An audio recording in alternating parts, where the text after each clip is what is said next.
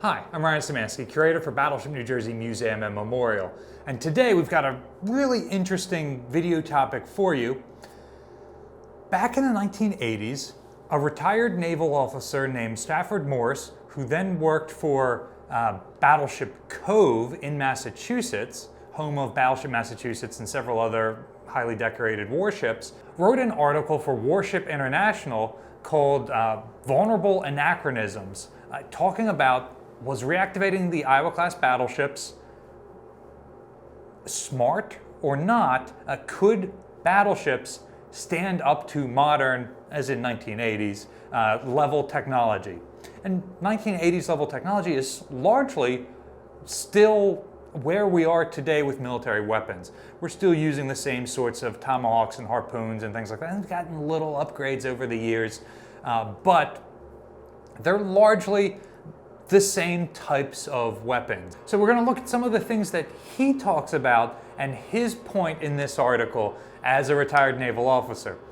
However, it's worth keeping in mind that the man is clearly a battleship aficionado. He goes and works on a World War II battleship in his retirement from the Navy.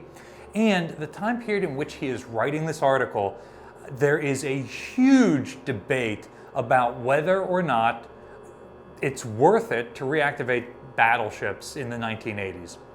And even as the battleships are being reactivated, there are a huge number of opponents out there who are talking about how they're expensive, how they're completely vulnerable.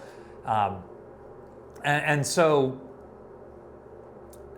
having read a lot of these articles that go on one side or the other, they're usually both completely exaggerated and a little bit wrong, and sometimes blatantly don't understand things. So again, I'm not sure when Commander Morse served in the Navy, and if he served up until relatively recently to the 1980s and the missile age and had a pretty good idea of modern technology or not.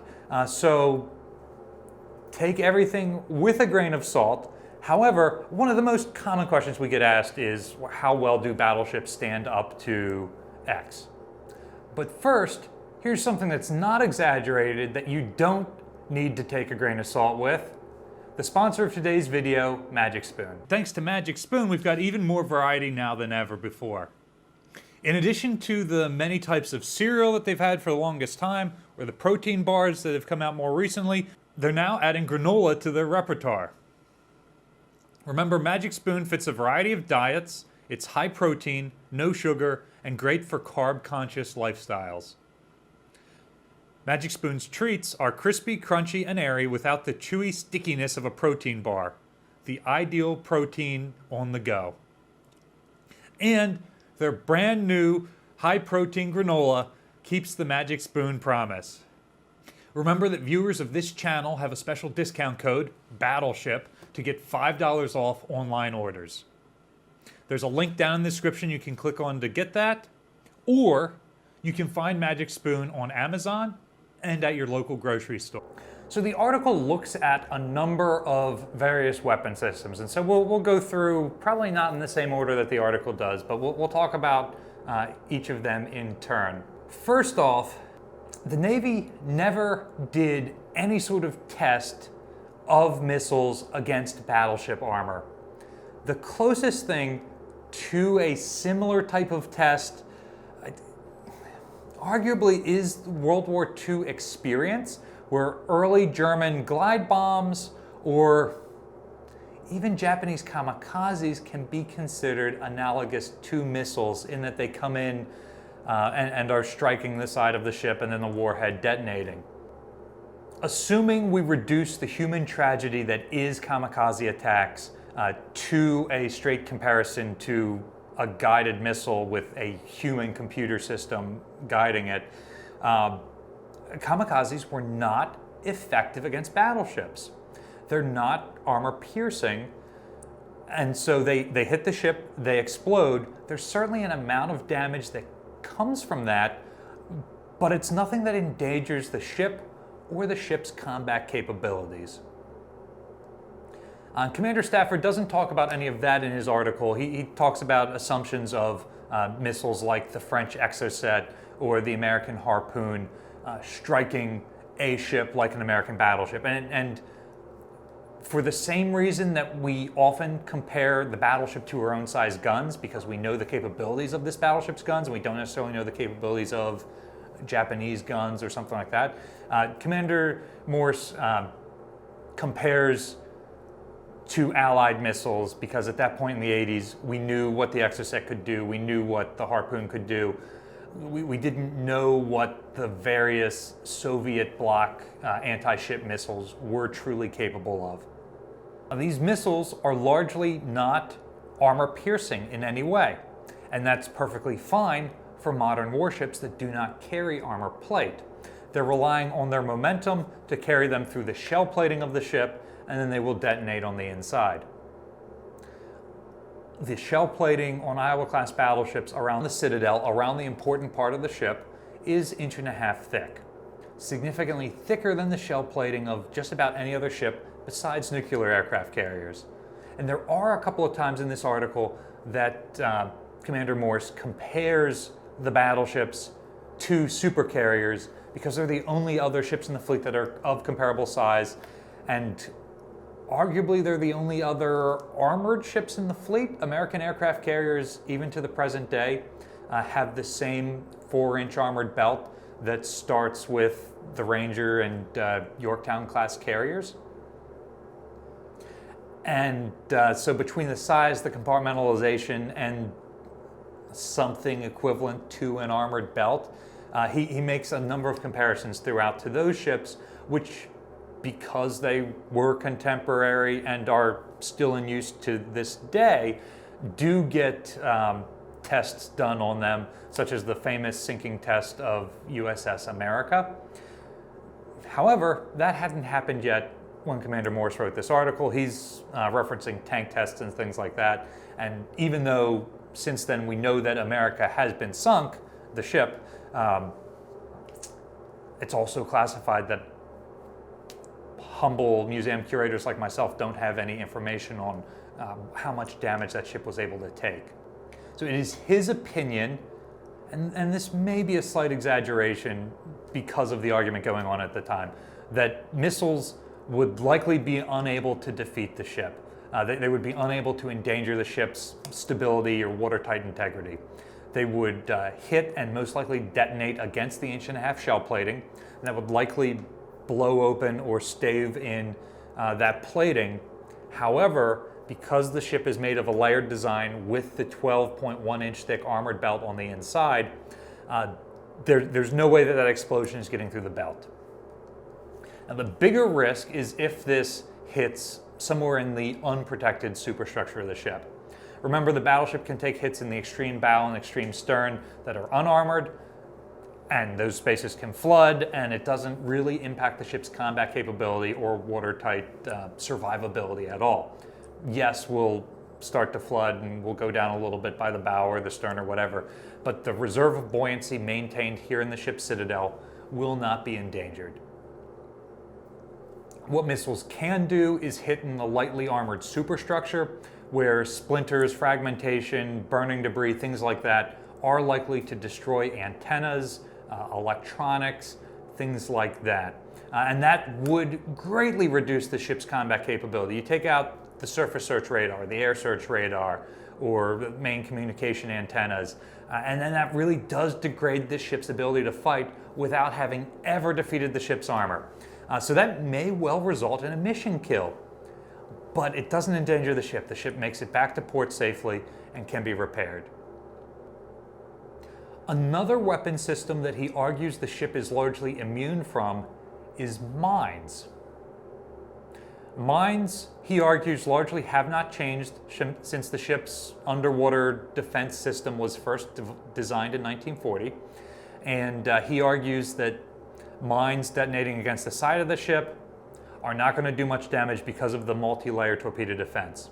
Now, by the 1980s, mines under the ship that would explode against the bottom instead of against the side are far more likely, and those are far more dangerous. However, because of the size and the compartmentalization and just the structural integrity of these ships, the amount of framing that are built into these ships. He does not believe that mines would do a significant amount of damage in terms of like breaking the ship's keel or blowing up a huge hole that's going to flood multiple compartments. It would certainly blow a hole in the bottom of the ship, depending on the size of the warhead in the mine, whether it's more than 600 pounds equivalent of TNT or less. It may even be able to defeat the triple bottom torpedo defense system there. However, doing that, it will flood an engineering space. Maybe if it explodes on a bulkhead, it'll flood 2 engineering spaces. 1/8 to 1/4 of the ship's main propulsion plant. That is not enough to overcome the ship's reserve of buoyancy and threaten it.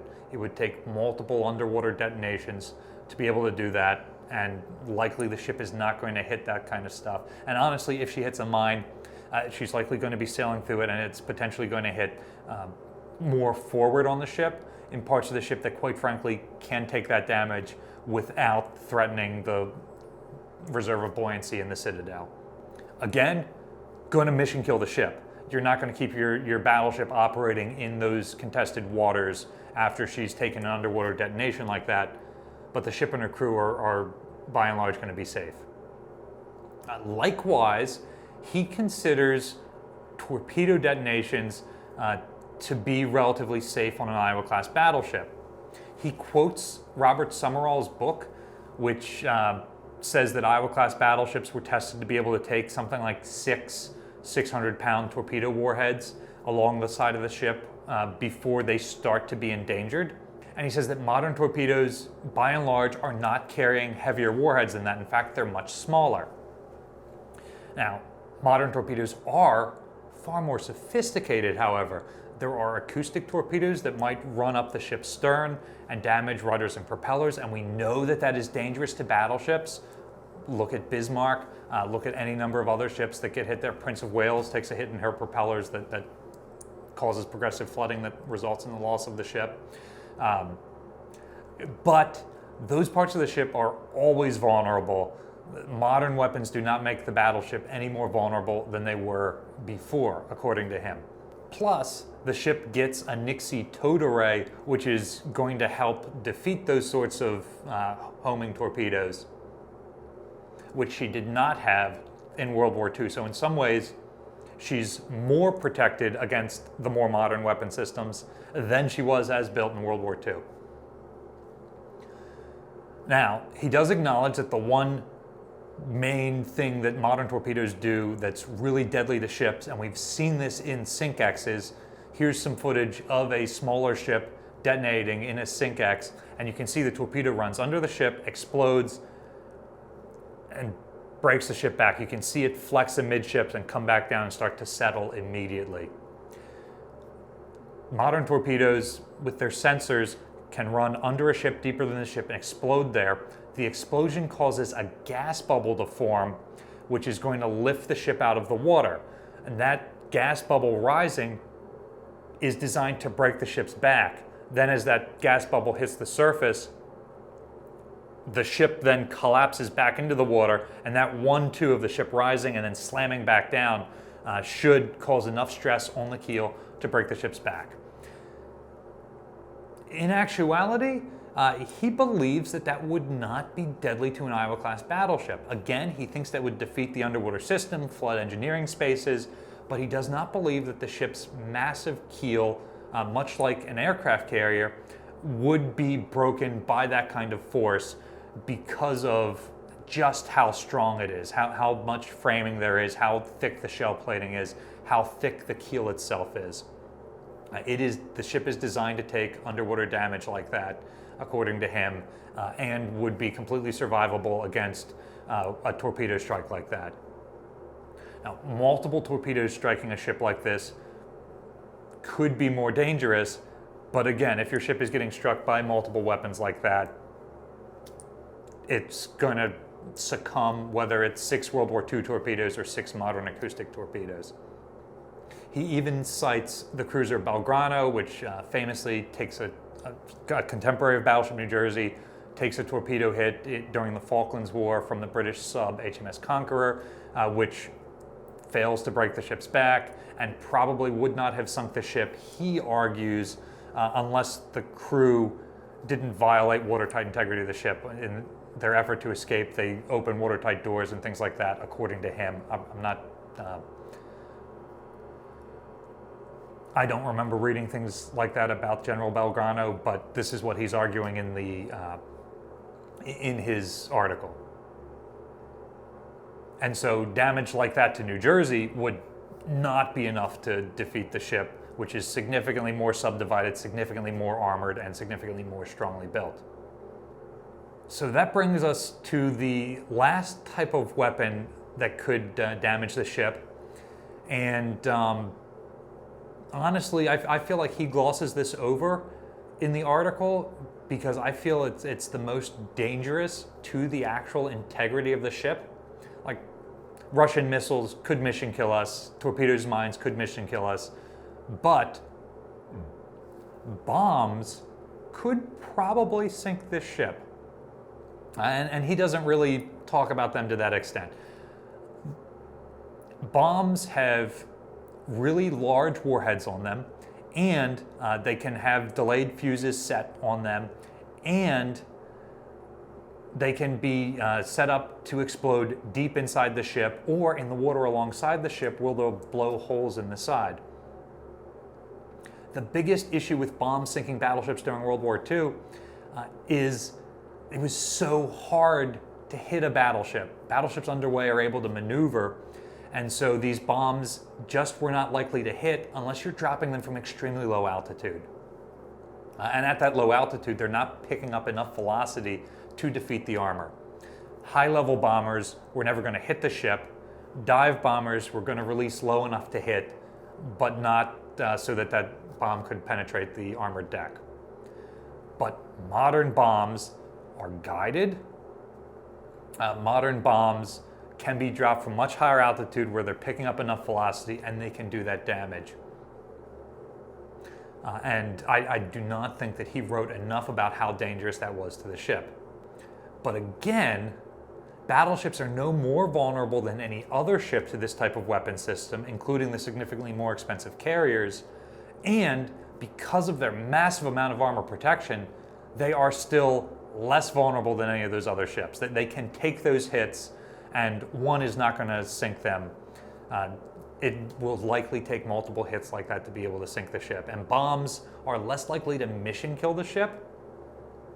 They will certainly do damage, but it's less likely that they're going to do the kind of mission kill damage that a large missile would do, striking the superstructure and exploding. If you're interested in reading this article, there's a link in the description below to JSTOR. You will need to create an account with JSTOR to be able to look it up, but it's well worth the read.